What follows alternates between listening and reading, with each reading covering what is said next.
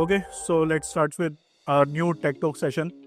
So today's topic is TypeSense, from query to results in milliseconds, a developer guide. So basically, what is TypeSense? I'm just giving you a little bit introduction about that, and we will deep dive in that session. So what is first of all, what is TypeSense? So basically, it's a kind of technology, or we can say it's a kind of approach by which we can optimize, or we have seen so many different sets of websites where we have implement different set of search engines, or we have also seen different set of search bars majorly, which implements or which hits the query directly on the database to search any kind of the keyword we are going to search. So first of all, what's happening in that scenario, when we hit any kind of query, so it will directly go to the database and search the whole kind of the information whatever the user are looking for. So what's happening in that scenario is that every time a user has been entering any kind of string, or we can say any kind of data from their end, it will always go to the database and fetch the relative information, or we can say like a regex kind of information from the database. So every time hitting the database is not a better approach, or we can say is not a correct approach for fetching database, or we can say for fetching any kind of information from the database directly. So in that scenario, to overcome from that problem, TypeSense comes in as a solution. We have different sets of alternatives of TypeSense. I'm not saying that we have to implement always a TypeSense. It's a kind of a solution which we can implement in our backend, or in our backend, and we have different set of alternatives like Millisense is also available there, and Elasticsearch. Everyone has heard about it, AWS service. But what the major problem is that in AWS Elasticsearch, it's a cost, or we can say it's using for a large huge of data. When we have a large huge of amount of data, we can use that Elasticsearch. But when we have a mere small to medium sized database, we cannot afford Elasticsearch, as we know that it may cost us a very higher costing. So in that scenario, we can use TypeSense. So let's start with that. So first of all, table of content, what we are going to learn first of all will be the introduction, what is TypeSense, and so on things, and behind the scene, how TypeSense will be work, key features, benefits, how the TypeSense, how the industry is going, and what are the kind of changes are going to be implemented in the TypeSense. We will dive into that, and we also look the implementation of that. So first of all, let's start with the introduction part. So basically, what is TypeSense? It's a open source it's an open source mechanism, or which keeps the data in a RAM, so by which the request response is getting eliminates from the database. So is that, it's a TypeSense is a open source in memory search engine built for in TypeSense. There the speed of the query will be much faster as comparatively to the database search, and it also provides the database, or it also provides the responses in milliseconds, and it basically it's and overall, if we can say, it will help us to deliver modern or user friendly search, we can say user friendly search experience. Let's dive into the behind the scene, how the TypeSense works.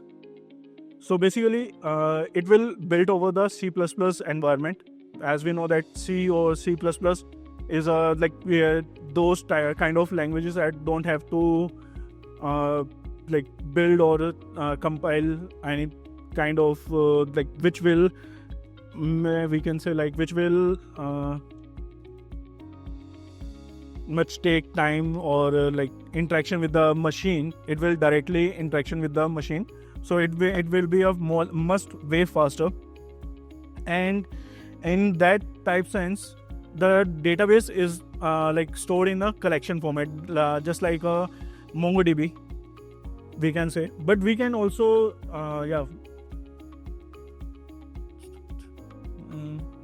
here it is. So in that scenario, like the database stores the value, the TypeSense stores the value in a like in memory, like I said, and it's built over the C++ mechanism. And what are the key features about that? So basically, in every time when we go for the searching any kind of query, we have to implement the regex format by us, or we can say by the query. So like the TypeSense, when we are going to use TypeSense, we don't have to implement that kind of situations, or we don't have to handle that kind of situations. The TypeSense will always handle it themselves in their scenario. So that's why it's a typo tolerance, like I said, automatically handles the spelling mistakes or minor typos also. And relevant searching,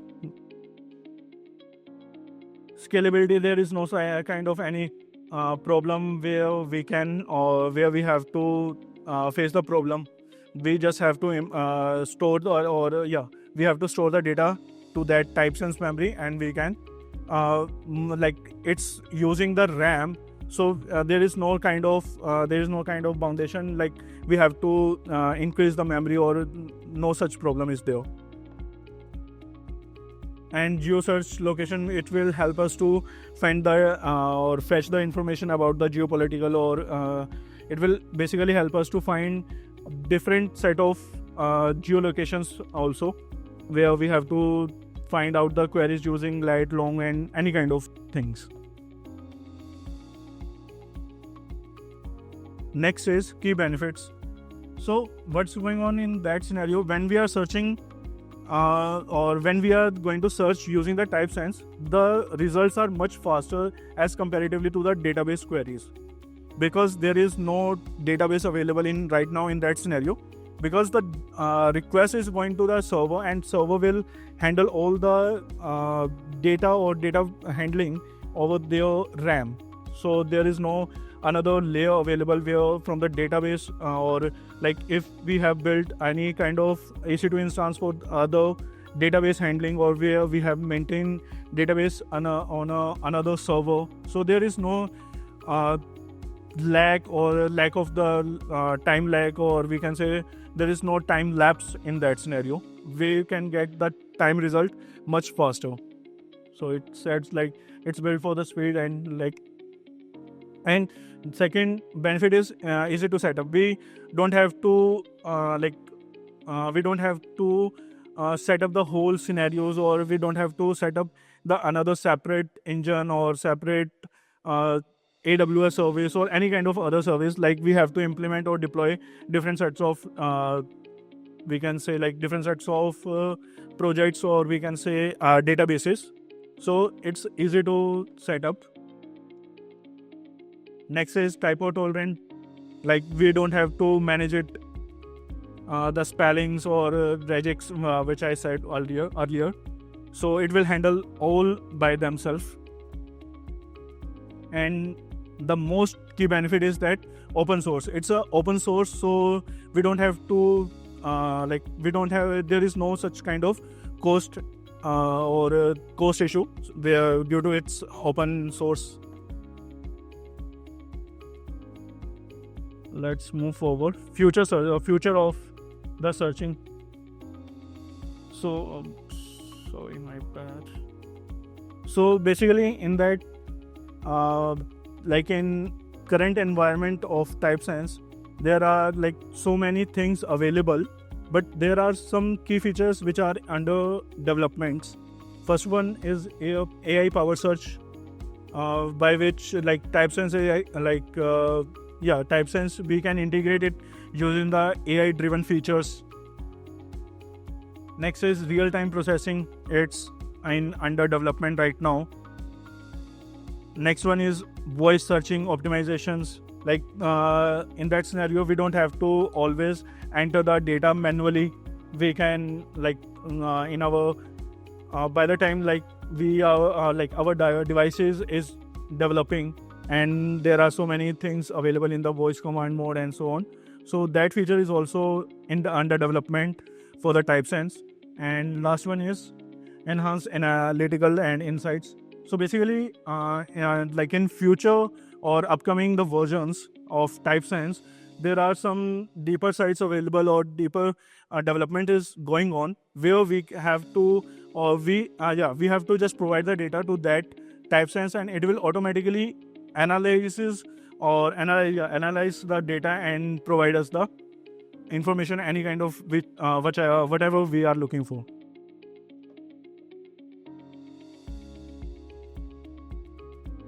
Okay, so let's start with some implementation. So basically, while implementing the database, there are we don't have there are so effortless effortless implementation for that. First step is environment setup. Next one is installation. Next one, data indexing and structuring. Next, query optimization, and boom, monitoring and maintenance. So first is an environment setup. So there are so many kinds of other things available in the market for set up the TypeSense. So one of them is Docker, which I'm going to show out in our next demo, or we can say in upcoming, which is in this session. Here I have already installed the TypeSense. And one more thing, the TypeSense by default port is 8108. And installation, first of all, whenever we are going to hit the data to the database, in our ongoing approaches, where we are implemented any kind of search engines or any kind of searching queries, where we have already stored data in our database. So in that scenario, we have to manually provide the data to the TypeSense, which we can do by so many different things. First one is we can set up the seed commands we can set, by which every time we run that command, it will automatically seed that data to our TypeSense database. One of them approach is that we can set up the regular, or we can set cron-based commands, where the automation or automatic where we all know that how the cron jobs work. So it will automatically sync that whole data to our database as per the time we were providing to the cron, or we can say cron job. And third one is that by using the while maintaining the data CRUD operations. While maintaining the CRUD operations. So whenever the new data is coming, we can insert that data in our TypeSense. We can feed that data to the TypeSense. Any kind of updation is going on, we can feed that same data to our TypeSense. And same goes with every CRUD operations, add, remove, delete, any kind of. And after that, we have to optimize our query, where we can easily find out that searching keyword result or any kind of the data we are looking for. And last is monitoring and maintenance. Here is my TypeSense file. So for that scenario, I am using a Express.js application, and I have installed Express.js. And there is a package available for handling the TypeSense called known as TypeSense. And let's start with that. Let me start that terminals or servers.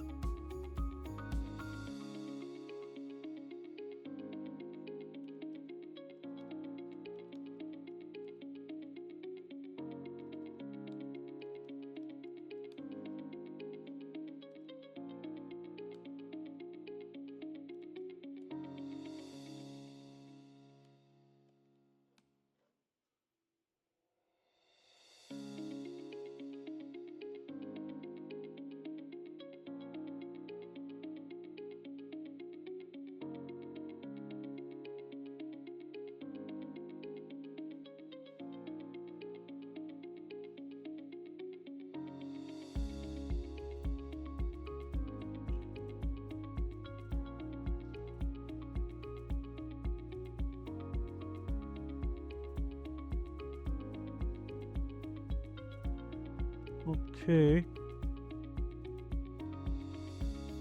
So first of all, let's start with the server setup. Like I've already set up the Express.js server, and here are the TypeSense, we can say like TypeSense implementation, by which we can implement a TypeSense client, which will take a nodes of array of which will take a nodes, which is an array of object, which will take host, port and protocols which we are going to use, and there is a API key available for the TypeSense, because the TypeSense is going to install over our system. So there will be any kind of information, or there will be like we cannot store that data directly in our system by like, if in any case any kind of data leaking or any misleading or misuse of that data. So for protecting that data, we may use a TypeSense API key by which we can protect that particular data or that data set in our RAN, which I have already set up. So here's my key, protocol, API key, TypeSense API key. And right now I'm using the HTTP, as we know, like it's our local host. So, and like I said, it's the default port is 8108. So to set up the TypeSense, there is so like easy steps. First we have to first we have to import the TypeSense, and there is a function called TypeSense.client by which we can create a TypeSense client. And like I previously said, while searching the data, we have to feed the data to our TypeSense database. So we have to implement in that demo, I have already set up a seed which will going to store the data in our TypeSense database. Let me run another command which will feed whole data.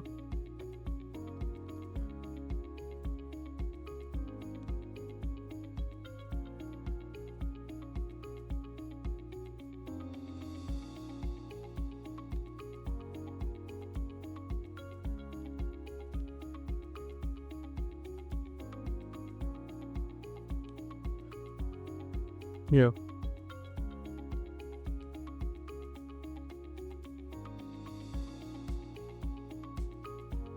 So here a little bit demo search engine. So what's going on in that scenario is that whenever I'm going to hit the TypeSense, or whenever I'm going to hit the search query, it will automatically search into our collection. Right now I'm feeding the data in a items collection. Sorry, my bad.